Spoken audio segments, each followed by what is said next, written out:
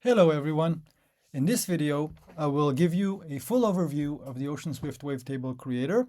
There was an overview video for the very initial version 1.0. A lot has happened, a lot has changed since. A lot has happened. We've gotten a lot of feedback and we've released quickly a number of versions that take it into a whole new place. And I thought to do a whole complete overview video from the top, not just about the new features in 1.3.2. I will kind of say if I land on a feature, yeah, this is new in 1.3.2. So we'll go over the application and then maybe create some wavetables and show how it works and try it out in Porphyria Hybrid and maybe in Surge as well or something like that. So first of all, one last thing. Well, not first of all, last of all, I guess. First of all, last of all. Thanks everyone that really grabbed this app, and thanks everyone that jumped in on the various forums and blogs and getting in touch by email and helping us improve this thing. Keep letting us know how we can make it better for you. We're really open-minded and it's really exciting to develop this with the community. All right, so now for sure, let's jump into it. So the Wavetable Creator app, it has really two reasons to exist. The first reason is to create interesting wavetables. There's an interesting dynamic here of how you create the wavetables. We'll go into that in a second. And it leads, we think, to a very interesting result. And it's also very fun. It's almost like playing a game when you create these wavetables. So that's the first reason. Let's create wavetables. And they have to be interesting and not crappy. And yeah, like have some sort of a professional essence to them and fun creative process. The second reason that this app has the raison d'etre, the reason it has to exist, is that when you create wavetables, usually it's kind of problematic if you're creating them in a certain other editor to get them to work with all your other synths. So for example, there is a Eurorack module called the Disting from Expert Sleepers. It can work with a bunch of frame sizes, but it really likes by default the 600 frame size. So it's a little bit difficult if you have a wavetable you create somewhere. There are really, really cool applications that create wavetables, and they might be very specific to a certain synth. And this application is not specific to any synth. It can kind of work with all the combinations that kind of exist out there. And you can also even export all these things at one time. So later we'll see when we're creating the wavetable, we can decide that we're creating it for all these different sizes and combinations. And then we get multiple files, and we know that this particular, let's call it synthesis, this DSP, this math, this way of generating the wavetable that we like, we know that we can use it both in Serum and in our Disting or in other Eurorack modules that take 256, or in Surge or in Vital or wherever we want to use them. So those are the two things that this app needs to do. Let's quickly jump on the things that are not really related to the synthesis to get them out of the way. So you have the About screen over here, which you can click this with a link to our website. You can send us bug reports or feature requests or just have a chat with us about this application. Just click over here. There's our email. And maybe one kind of important thing is the tooltips. If they're turned on, you obviously get the tooltips, but they're also used for accessibility. So if the tooltips are on and you're using a screen reader, as you go over these different functions, it will read out the tooltip and you will know what the function is doing. So it's kind of compatible also with screen readers in that way. All right, so we have covered these kind of two main things over here on the top. And now let's get into the creation process itself. So let me do one really quick thing and I will reset the entire the entire application. You can click the reset button over here and it goes into pretty much default settings. And then from here, we can really see what we're going to be doing. So in essence, you have two main waves. So you have one wave, wave one, the second wave, wave two, but it's not just like a single cycle, it's an entire wavetable in of itself. So what do I mean by that? So right here over on the bottom, you see that there is this interaction step. We'll get into it in just a bit, but you see that now it just says off, wave one only. So you can disregard wave two with what we're going to be doing here.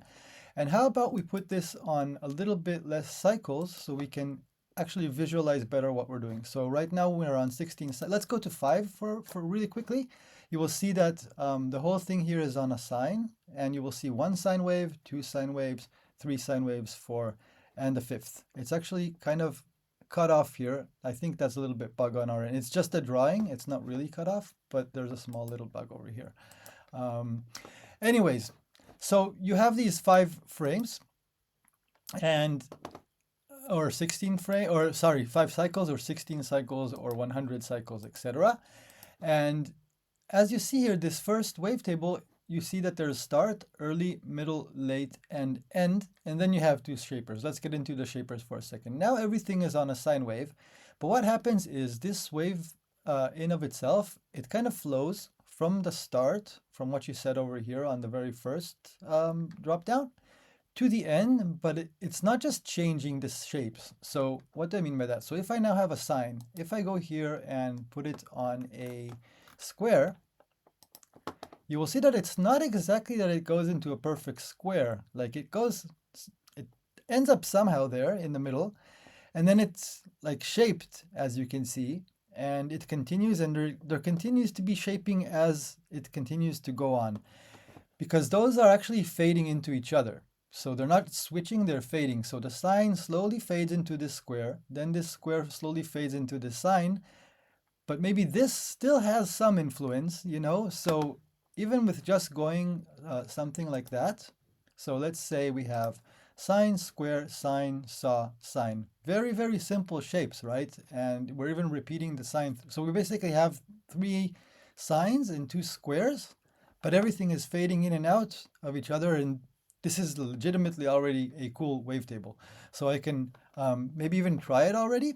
So we have here Contact open. This is our instrument Porphyria hybrid, and the Contact wavetable engine behind the scenes, it likes when wavetables are with 2048 frame size. They can kind of work with multiple cycle sizes, but how about let's put it on 100. So it's exactly the same wavetable, the same math, 5, 16, whatever. But we're going to be creating 100 cycles and 2048. So let's call this, it's really a basic thing what we created, right? So basic flow. We're just kind of fading in and out between these things. And now I can save it. Before I save, I want to show something new. So with the 1.3.2 version, previously it was not possible. We were saving to a default folder. Personally, for my flow, I'm happy to save to that default folder, but we had a lot of user requests requesting that you could put your wavetables in a custom folder. So you basically just go here and you can select wherever you want to put it. So let's say I want to put it in my, I don't know, Faxi folder. I can just go here. And when the tooltips are on, now if I hover over the folder, I will get the full path from the system. So I can read it out. So currently, and it says what path is currently selected. I would actually like to go back to the default one because that's kind of where I want to create my wavetables at the moment for easy access. So let's select that folder again. Now I highlight it again, and you will see that it tells us that this is the selected folder. All right, so I think we're kind of ready. We're cool with 16-bit. We're cool with 44-100. Remember that with wavetables, sample rate actually has no real importance. Think about it. A frame size is actually the number of samples in each cycle. So you're counting samples no matter what sample rate you're in. It's not that higher sample rate is higher fidelity. It almost literally has no meaning. But for compatibility, it has a meaning, right? So not sure that every Eurorack module, for example, can load 96K or whatever. But with 44-116, you're usually safe. So let's just do that and create it. And maybe let's, even now, so we don't have to look at it later, you know what, let's already look at singles. So if I hover here, it says when checked, creating a wavetable file will also create files for each single cycle. So how about let's do that? Let's click singles, and then we expect, right, that if we have 100 cycles, we'll get individually each one of these cycles, right? And if, for example, if we're on 5, we would export and get 5 individual cycle files along with our main wavetable file. So anyways, now we can export. We have our folder, we have our name, we know we want singles, and we have all this set up. So let's just create the file. You saw that this is also new. There is now this kind of running percentage thing. It's more useful, of course, when you batch convert. We'll see that in a second. And it told us that it created our wavetable. And as you notice, our created wavetable name was basic flow. And it was appended here exactly the details of this wavetable. This is also sometimes a weakness. We were just asked this question on one of the forum posts about this about wavetables in general. So we had the forum post about the Wavetable Creator, and someone asked, hey, I have a lot of wavetables I downloaded from the internet, but I have no idea what frame size they're at. So with these created files, you have all this information kind of baked into the file name as well. Of course, sample rate and bit rate you can find out easily, but the frame rate and the cycle count is more crucial. So 2048, 100 in this case. Great, so now we have our wavetable. And if I now go to play in contact, just so you see, I'm on an init preset. So there's two sides to this synth, layer A, layer B, and this one mixes it. I went all the way to layer A. There's no effects turned on, and the filter is all the way open, etc., etc. And now I'm just playing a sine wave. So we can now go and take our little basic flow and throw it in there, and you will see that it is exactly the shapes that we had here. Let's go back to the 16 cycles just so we can see it a little bit.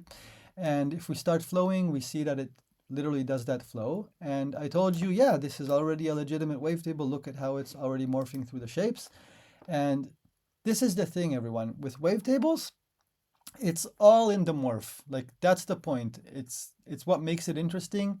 And when you move this this knob, and especially when you automate it, or if you link it to velocity or polyphonic aftertouch or the mod wheel or anything that is expressive and performant, that is the whole point. So when you're creating wavetables, yeah, you want to create crazy shit. That's part of it. But the second part of it is you want to have a really nice morph. And sometimes with simple things, you actually get that like really nice morph. So let's hear it.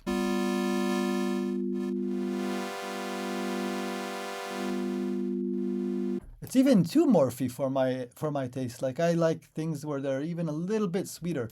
It's moving kind of fast from one thing to another. But again, just as the example.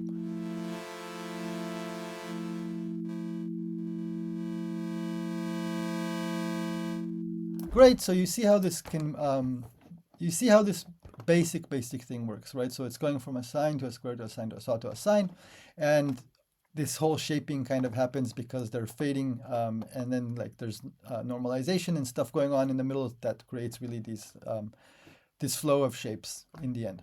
So, but that's on a very basic level. Remember, we only used wave 1. We didn't use these shaper steps, and we didn't we don't have this interaction. So let's now kind of bring in wave number 2. So maybe let's reset everything one more time. And let's go to 16 cycles so we can kind of visualize a little bit better. And now we have wave 1 that shows sine, and wave 2 that shows sine. And we have our little interaction stage over here. Now, what interaction does is, remember I told you that within each wavetable, okay, these individual steps, they fade into each other. And then you end up, and you can do the same for wave number 2. You see that it's the exact same control. So you end up with 2 different waves. And then you have an interaction between those waves. So on the very basic level, you can do what they do kind of inside. You can say crossfade between the two. So let's try that. So let's leave wave 1 on sine. Let's go to wave number 2. And let's put the whole thing on a square just so we see a completely like different shapes. So you notice that I added the first one, and you can a little tiny, maybe let's put it on 5. Let's put a frame size of 256 so it divides well by 5. And you see that it starts to change, right? But not too much, because remember, it's a crossfade. And on this very basic interaction, this one starts at the top and fades out, and this one fades in. So it starts to have influence the more you go to this direction. Let's continue to change those signs to squares. And you will see that it gets a little bit earlier. And by the time we will reach the end, it'll get more and more squared off. So you see, and I really don't know why we have this little bug that it's not drawing correctly. I'm sorry about that. We'll take care of it in the next version. We had it in an earlier version, and I was sure I fixed it. I must have not fixed it. But anyways, yeah, the wavetable is completely correct. It was just I think the visualizer is not correctly placed on the GUI. Like, it needs to be smaller by like 10px or something, and then it will draw the edge correctly. Anyways, but you see the point. You see that it starts, even the beginning now is not a perfect sine anymore, because it has some tiny influence very early, right? Because it's being faded in. So you get this slow morph from a sine to like a sort of shape thingamajig, and then it ends up as a square. So we can call it sine to square or whatnot, but let's see. Maybe let's export this, sine square. And very, very simple thing, right? So it will, we expect the morph to sound exactly like that, like a sine to a square. So let's save that file as well. You already saw the procedure for file saving, and now we will find, oh, right, we have all our single files as well, right? So we have our single cycles. Let's look at that in a second. So maybe let's turn it off so we stop creating singles later. So we have our sine square. Let's drop it in Porphyria hybrid. And exactly as we expect, if the morph is on 0, we see that it's pretty much a perfect sine. And with the morph on 100%, we see that it's on a square now. And we can also see it, like, let's visualize the 3D a little bit. So let's hear it. And you can see that as we go more towards the square, of course, the extra harmonics are added.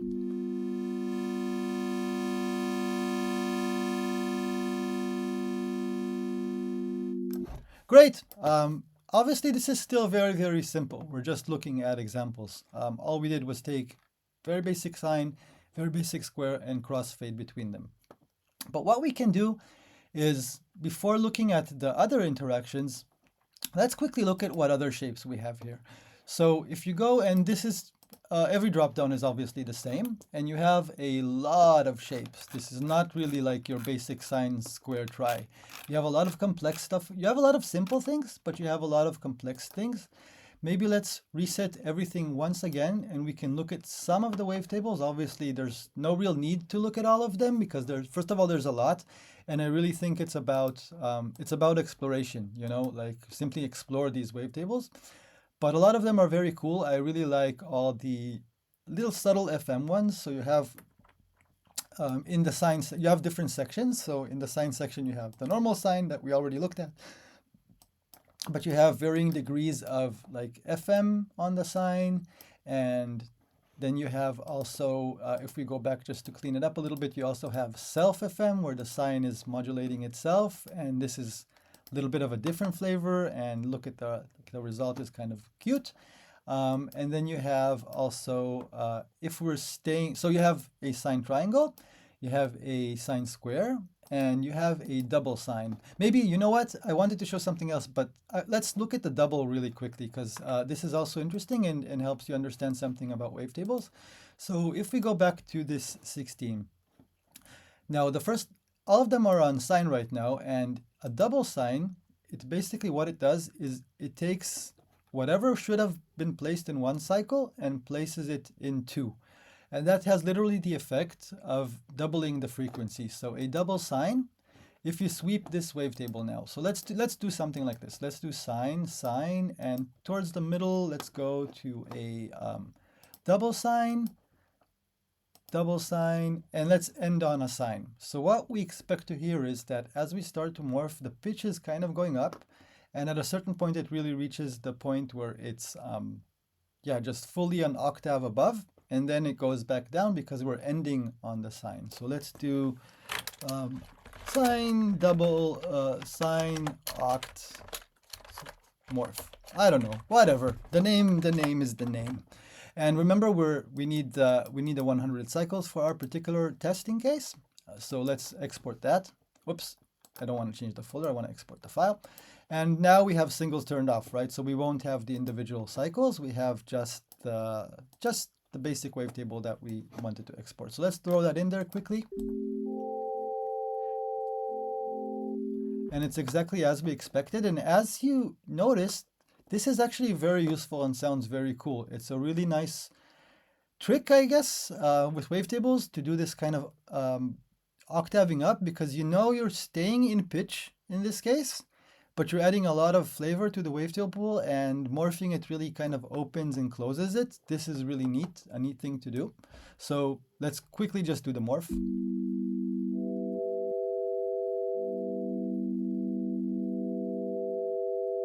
And you notice that, yeah, it's both evolving and nice, and it ends up pretty clean.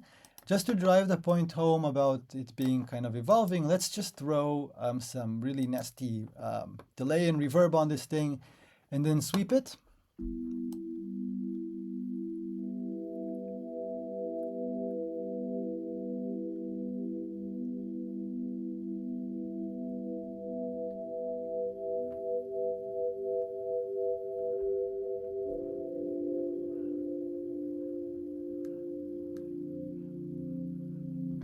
So just by doing that, you know, you're playing already with the harmonic content in a subtle way and in a way that you know is under control because it's just an octave of a difference. It's not some crazy shit going on. But obviously, once you start involve some more things, you know, you can have the FM there in the middle and stuff like that. Let's quickly do one example just with all these sine thingamajigs. And let's go a sine to, I'm going to grab something from over here, partial, I don't know, let's take something kind of ringy. So let's go sine, let's do this one. So this is just like sine stuff. And let's export this file. So we have some sine stuff. Go in there.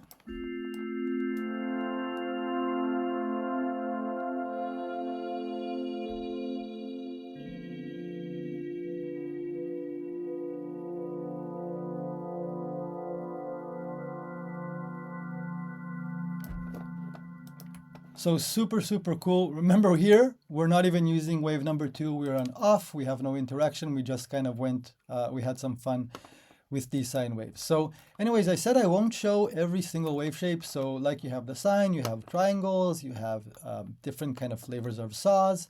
With some of the basic shapes, you have also band limited versions, which kind of help in reduce aliasing. It's not always necessary to use these band limited versions, but kind of up to you. Square, the same, different flavors, square saw, square tri, like blending of different shapes, pulses of various types.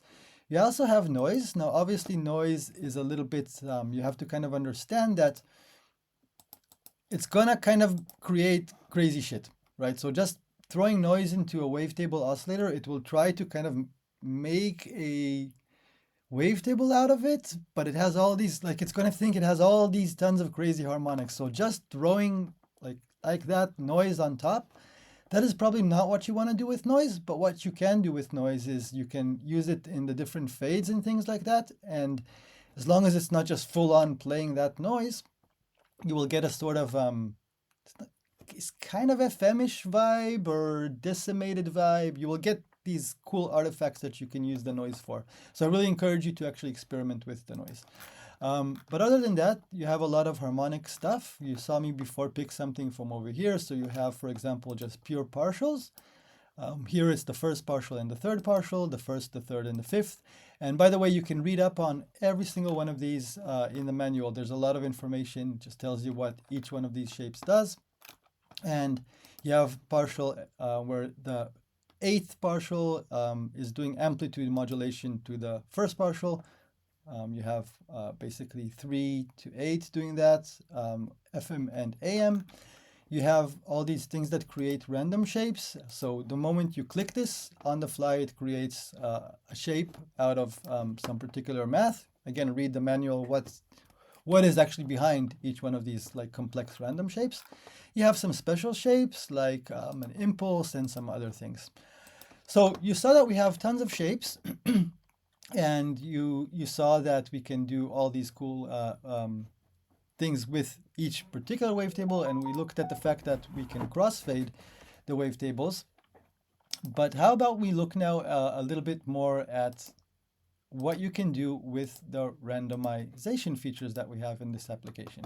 So you notice here I declicked these 5 things. I actually want to declick this one as well. When one of these is turned on, so for each parameter, so yeah, each one that has this little dot next to it, basically. When you click random, that parameter is going to get randomized. So what I did here is I do not want these shaper steps to be randomized. I want to stay on none. I don't want the interaction to be randomized, and I don't want the main shaper to be randomized, but I do want all these wave shapes to be randomized when I hit random. Let's go to 16 cycles so we have like a nicer look. And once I do that, it will select random shapes for wave 1 and for wave 2. But one thing we should do actually is we should change the interaction so we can actually see both of them. So maybe that's a good segue to the interaction step before we even hit the random. We saw that you can do off and see wave 1 only. Now I can do off and I'll see the second wave. It's the sine wave, so that's what we see over here. We saw that we can crossfade between them, but there's tons of other things that you can do. Even the crossfade, there's different kinds of crossfade. So this is a normal linear crossfade. You have X crossfade, you have log crossfade, you have a crossfade that's not exactly a crossfade, like one stays the same, but two is faded in. You have another one where it's the opposite, where they both start with full power, but two is faded out. So really a lot of things, even just with the crossfade. You have zigzagging, where they go in a zigzag, obviously.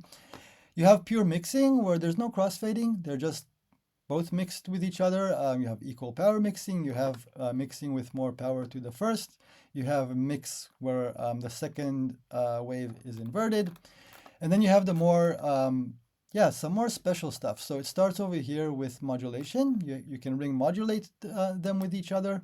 You get a lot of really crazy result. Amplitude modulate, different flavors, phase modulation, kind of end up with something like the FMing basically. You have a variation on the phase modulation with the smoother. You have directions, so you can modulate phase mod from wave 1 to wave 2, or from wave 2 to wave 1. You have all these other ones. Here I encourage you to read in the manual because they do some crazy stuff. You have a wave stack, spectral morphing, cross sections, stutter mix, which is kind of like a crossfade that takes like really small pieces already into granular territory kind of, and then you have like really granular stuff, glitchy things where it's the waves might not really morph that well because it really creates like really a glitchy thing. Like it takes different random pieces from each one of them and stitches them together. You can take the even harmonics from wave 1 and add the odd harmonics from wave 2 and the opposite. So really cool things. Maybe let's just stay on mix really just for a second. So it's just purely taking both of them equal power mixing. And now let's hit the random. So it's going to randomize all these steps in each of the oscillators. So you can already see that it's really quite cool. Even like this, you can just go wild and create all these random shapes. And that brings me to, and remember, we're only doing the shapes. Let's do everything later, but let's stay on the shapes. We're randomizing.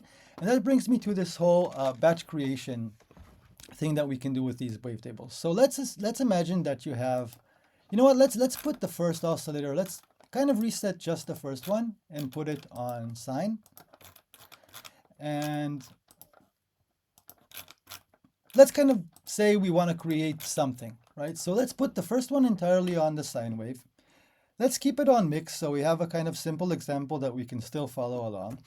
And let's de-randomize the first one. So now if we hit random, it's only going to randomize the stuff from wave 2. And you know what? Instead of mix, let's do fade into. So now we know that so if we create it right, even if we randomize, right? And if we create these things, you see that it's kind of a simple sort of setup over here, where it's always going to start with a sine wave and slowly, gradually get more into the territory of the things that are on wave number 2.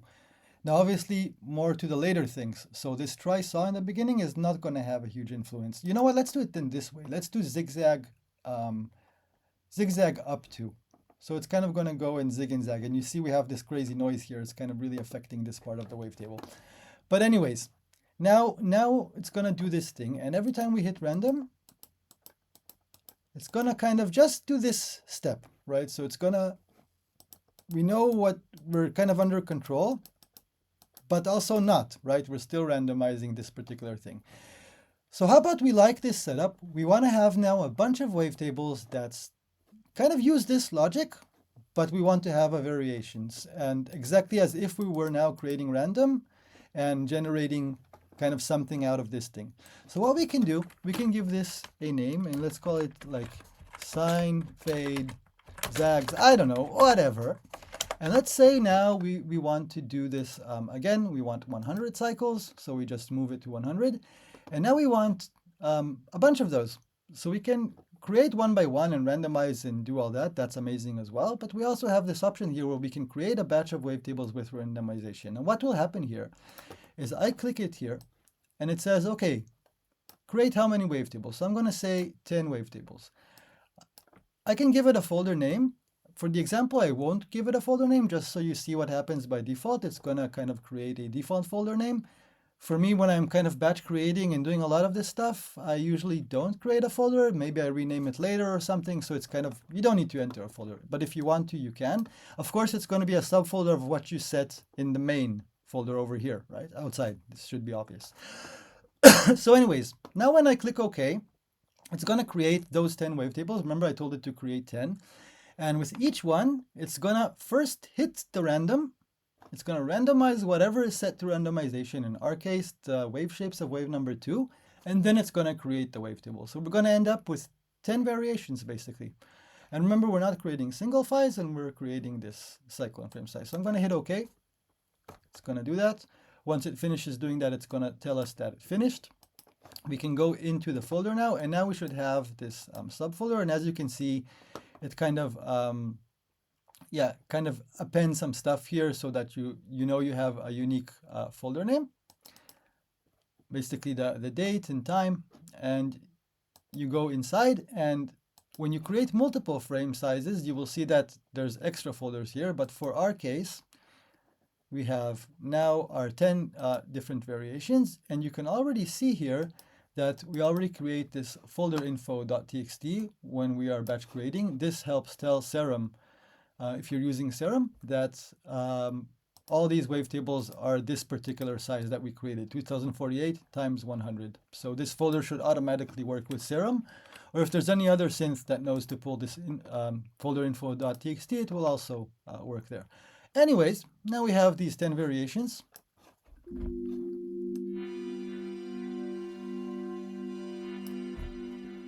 Maybe let's kill our effects.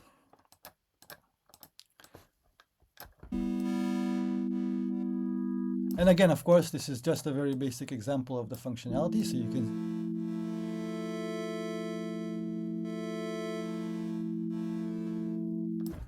you can see what this does.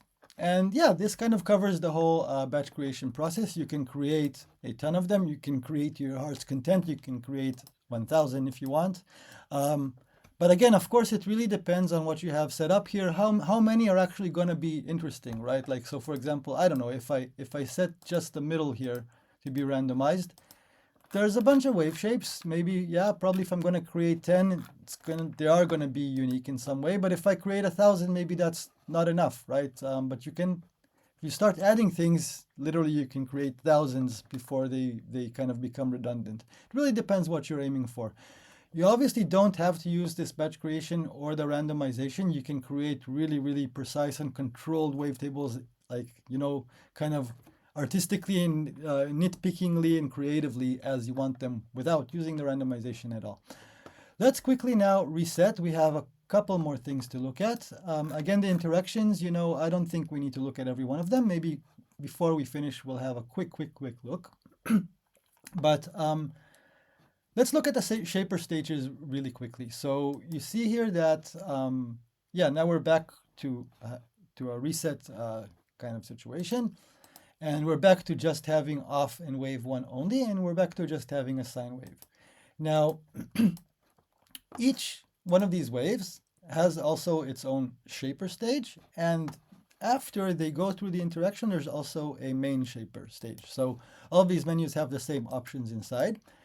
All of them are on none right now, and let's see what we have over here. So if I go now, remember we're just on a sine wave, and I'm going to the shaper A of wave 1, and you see that I have a bunch of different options here. I can shape the wave in a number of ways.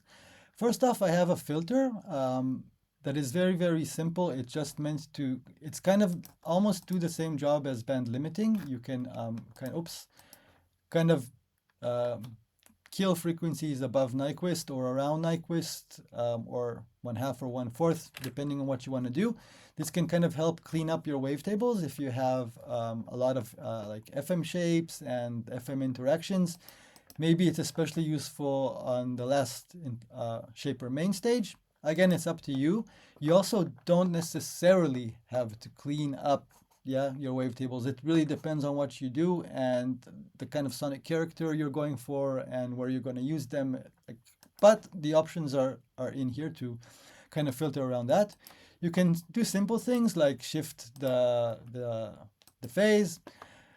You can just invert the phase, and then you can get into like more just more kind of shaping territory. So you have like log X shapers, you have shapers that bend, that fold, you have a lot of stuff going on, that clip and do various things to the sound. And then distortions, and you end up like on the decimator sort of territory, where you can do various levels of quantization. You can really see it on a sine wave as I'm going through these options. It gets more and more quantized, but there's other flavors of it. So crushed, for example, it's not exactly the same as quantized soft. And then you have other flavors of quantization, and you have mirroring. For example, so this is mirror first half. It takes the first half, mirrors it and appends it. This particular shaper ignores the second half of the wave. But again, a lot of stuff. Have a look at the manual. Each one of these shapers is explained. And you have, remember, 2 of these steps. So for example, I can, if I want, I can put mirror first half over here, and then I can put X over here, just if I want. Another thing I can do, I can keep everything on the sine. Remember, and we're just on wave 1 only. And let's just try really quickly, and then you can maybe see kind of what you can end up with. So again, we're just with a sine wave, and we're going to randomize. It's going to randomize these as well, because they're lit. Well, let's not randomize the main one. But the interaction is on off. So it's only going to be these guys that come into play. And you can see that, it does various things to the wave. Some stuff it makes more sense to do to a sine wave. Sometimes you need more complex wave for it to make more sense, etc., etc. You see that it sometimes can get a little bit weird. But then when you pull it all together, let's just do this for fun, right? So again, you remember we have the exact same things on wave number 2. And we go turn everything on, randomize everything. And we can go that route too if we're so inclined. But obviously this is completely kind of out of control. You might get really cool results exactly like this, but if you want more finer control, you're probably not going to randomize the entire fucking thing, right? So, but anyways, you could, and brings me to maybe one of the last things that you could do here. You could hear what you're doing. So if I now go here, and I hope it's going to go through to this recording. You have a player, and you need to select your driver, obviously, and you have set frequencies that you can put it on. You have the volume knob over here, and once you play, you can kind of use, this is the position slider, so it's kind of this morph over here, like in Contact, and it's roughly above what you see in the visualizer. So that's the sound that you will get.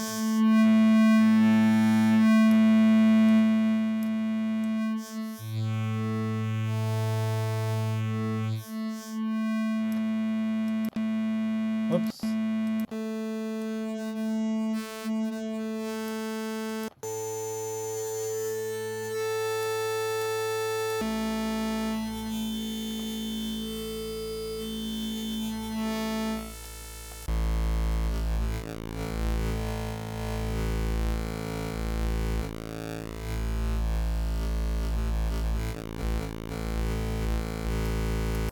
Now, obviously, the quality of playback, this is in Serum. Obviously, it's not like the best ever world-class wavetable synth. It's just a preview playback. It's not bad. It definitely gives you an idea of what the wavetable is like. Obviously, if you preview it when it's on more cycles, you get more of the morph.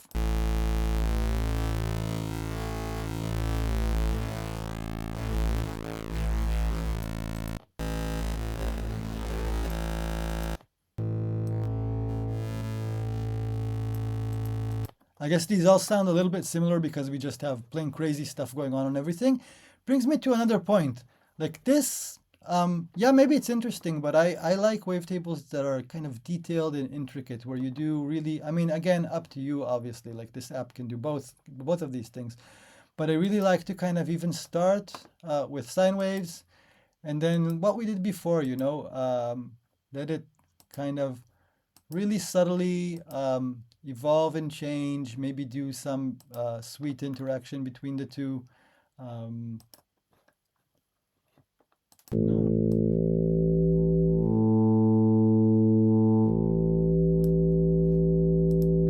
Maybe a little more, I don't know.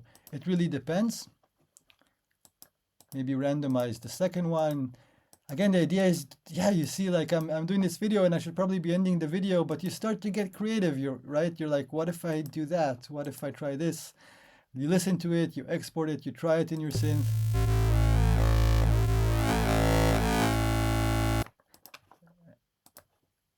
And etc., etc.